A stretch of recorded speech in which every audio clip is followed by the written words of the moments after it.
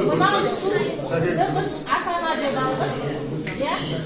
Өмірімізде ата-ананың бойында жақсы қасиеттер өте көп, жағымды қасиеттер, жақсы қасиеттер, адамгершілік, мейірім.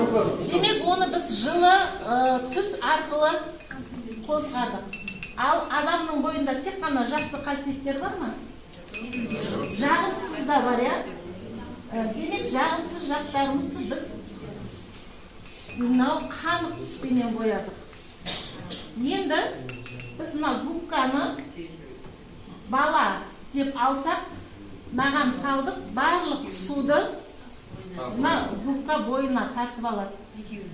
Демек, бала ата-анадан көргенін жасайды.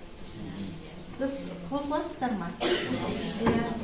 Демек, сол үшін біз баланы тәрбиелемес бұрын өзімізді тәрбиелеу керекпіз. Мынау бала тәрбиесіне қорытындылай айтатын болсам, Жан-Жак Руссо дейтін француздың ғалымы айтқан екен, мынау ақ парақты бетіне шимайды қалай салсаң, сол шимай солай түседі. Бала тәрбиесінде де сондай. Бала аппақ ақ парақ секілді. Қалай тәрбиелесеңіздер, бала солай тәрбиеленеді. Назар қойып тыңдағандарыңызға рахмет. Сұрақтарыңыз болса